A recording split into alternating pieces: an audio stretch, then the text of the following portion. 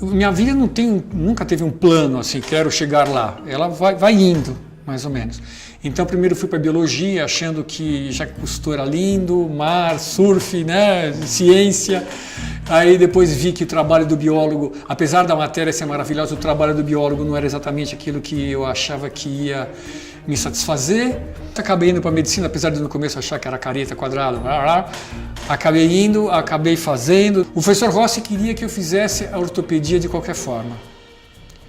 Ele parava as pessoas no corredor e mostrava a minha mão. Ele parava a pessoa e falava, olha a mão desse cara e convence ele para fazer ortopedia. Porque eu tenho mão grande com o dedo fino, que ele achava bom para operar. Então que eu ia ser bom. Mas de qualquer forma, a coisa do sangue, eu sou médico, mas o negócio de sangue não é muito comigo. Eu estava na fisiatria pensando assim, bom, dentro da fisiatria, o que eu vou fazer, né? Agora que eu escolhi fisiatria, o que eu vou fazer? E pensei que eu queria usar a mão, isso era uma coisa engraçada. Meu pai tinha uma fábrica que tinha metais, madeira, e a coisa da transformação com a mão, foi toda a minha infância foi lá dentro da fábrica. Eu não jogava futebol com os meninos, mas quando eu jogava futebol eu ia para a fábrica fazer coisas. Quando eu bati na porta do Pedro Prado, e aí Rolfing, não sei o que, ele me emprestou um livro, um xerox, eu lembro direitinho do livro original da Aida em inglês. Eu li aquele negócio, caramba, gente, isso não é fáscia. Como assim fáscia? Você quase não ouve falar de fáscia na formação, que negócio é esse? E tinha uma lógica naquele negócio ali. Então, esse livro foi o que abriu o caminho dessa possibilidade para mim. Depois de eu ver isso aqui, eu falei, tem coisa, sabe? Tem coisa. Que coisa? Não sei. Mas tem coisa aí, né? Na maneira de ver. É muito genial isso aqui, o livro dela. O professor Rossi encosta e começa a pensar. Ele era um gênio. Aí ele chega para mim e fala, Bertolucci, quer dizer então que com esse tal de Rolfing você opera por fora? Opera por fora. Eu dei risada. Eu falei, opera por fora, né? É fisiatra. Fisiatra é uma especialidade desnecessária. Estou pintando com cores. Cabeludo e rolfista? Rolfista. Esse cara é charlatão. Quem vai querer ouvir esse cara? O professor Rossi queria ouvir e queria investigar. Entendeu? Então, é como se ele conseguisse se destacar. Ele estava imune, de certa forma, a essa veneno que corria dentro da instituição. A formação, né, dentro de uma universidade assim, se deixar, é uma lavagem cerebral. E na medicina tem muito interesse dos mais variados, dentro da indústria farmacêutica, né, todas as empresas que ganham dinheiro com saúde, tem toda o poder, né, da tecnologia, etc. e tal, querem se vender dentro da medicina. A minha ideia era aplicar na reabilitação, já desde o começo. Eu sou fisiatra, faço reabilitação. A ideia seria adicionar esse trabalho de manipulação para a reabilitação, que não seria a proposta original do Rolfing, né? O Rolfing originalmente não é uma terapia, mas a minha ideia era usar como terapia. Os primeiros que eu atendi eram os mesmos pacientes para os quais eu, antes de estudar Rolfing, tinha tratado com um receituário e uma caneta, prescrevendo fisioterapia principalmente, convencional, exercícios de alongamento, exercícios, né, de fortalecimento, equilíbrio, fisioterapia convencional, métodos de medicina física que se diz, né, que são aqueles calor, né, ondas curtas, não sei o quê. Esse era o arsenal de tratamento que você tinha, né, o fisiatra tinha disponível. Então, revi esses pacientes, que em geral são pacientes crônicos, né, dor crônica. E, pumba, comecei a fazer Rolfing nessas pessoas. E de cara, fiquei besta de ver os resultados. Falei, gente do céu, o que é isso? Então, casos de dor crônica que se ganhava um pouquinho assim com as terapias, com as modalidades convencionais, pum, uma melhora assim surpreendente. Falei, hã? E eu lá tentando fazer então liberação miofascial ou manipulação miofascial para esses pacientes crônicos, e sentindo e não sei o quê, e de repente eu lembrei do professor Rossi. Porque aí me veio uma coisa assim, tão clara, eu lembrei das aulas de técnica cirúrgica. Uma das técnicas que se usa em cirurgia é a chamada divulsão romba. Divulsão, que é separação, romba porque é não cortante. Então, divulsão romba, depois que o cirurgião abre a pele, ele vai usando um instrumento rombo, em geral a mão, o dedo, porque é sensível, e vai abrindo o caminho nos chamados planos de clivagem, é onde já existe uma separação natural entre um músculo e outro, entre um órgão e outro, como o gomos de uma mexerica. Ela está junta, mas está separada, mas tem uma separação potencial. Aí caiu na ficha e falei, gente, divulsão romba, é isso que está acontecendo embaixo da minha mão. Quando eu percebi isso, eu lembrei da piada do professor Rossi anos antes e falei, esse negócio aqui tem potencialmente uma qualidade cirúrgica mesmo. Não acho que eu tenha criado um novo método.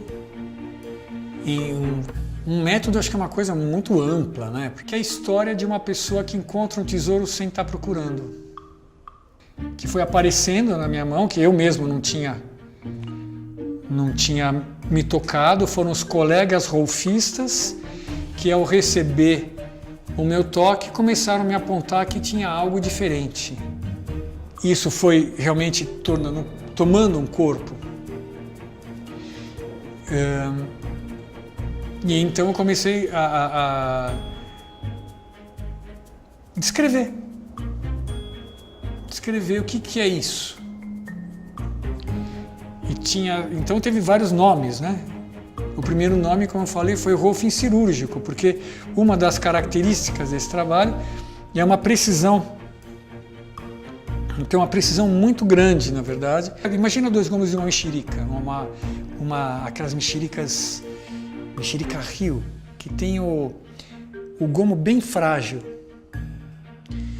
Tem um jeitinho, se você for de mau jeito, você estoura o gomo. Vaza, machuca. Que ângulo que você pega, abre o espaço. Quando abre o espaço, é que nem eu costumo até brincar de a ponta do durex. Sabe quando você perde a ponta do durex? Perde, pode ser difícil de achar, mas depois que você acha, pum, ela vai. A própria Stacy, essa professora nos Estados Unidos, que aí era um outro lado, ela era meio mística, ela lia a mão, leu minha mão, não sei o quê, e falou umas coisas impressionantes. A professora faz a demonstração de uma sessão de Rolfing, aí levanta o modelo, e toda a sala, vendo umas diferenças nisso, naquilo outro, eu, hã? O quê? Eu não estava vendo nada. Aí em crise falei, bom, acho que eu não sirvo para isso, sei lá, estou no lugar errado.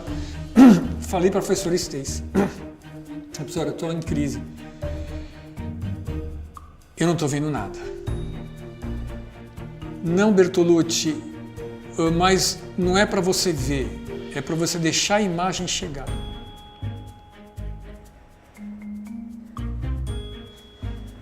Hã? Aí ela falou assim, Bertolucci, vem cá então.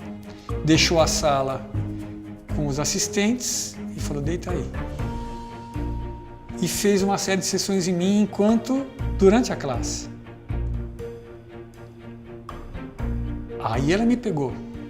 Ela pegou talvez umas coisas em mim que eram muito, sei lá, aqui assim na barriga, um negócio.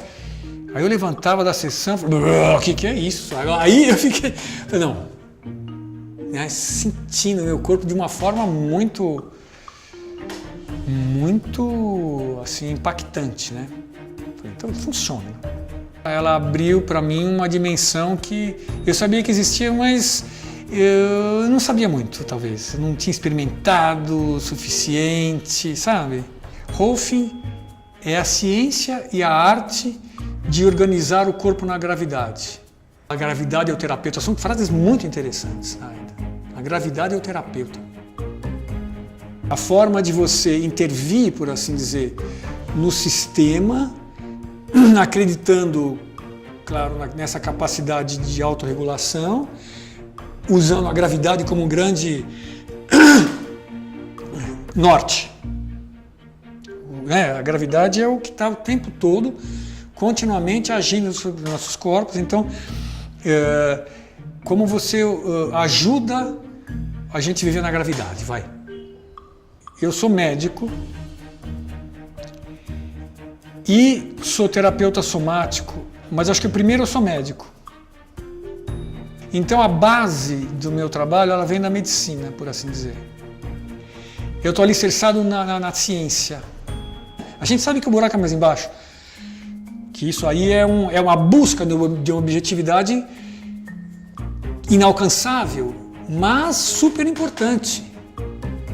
E a gente trata tudo como dor. E dor é ruim. Primeira coisa que dor é boa. Primeira coisa que dor é boa, que é um aviso. Vou dar um exemplo. Uma pessoa que vem com dor e você percebe que o problema não é mecânico. Não é do corpo. E aí? O que você faz? A dor é do corpo. Mas o problema não é do corpo, está na cara. Mas quando você vai para um outro aspecto, para o aspecto emocional, para o aspecto que a gente vai chamar de energético, que energia que é essa? E aí o negócio pega. É uma dor que parece muscular. Ela parece como dor muscular.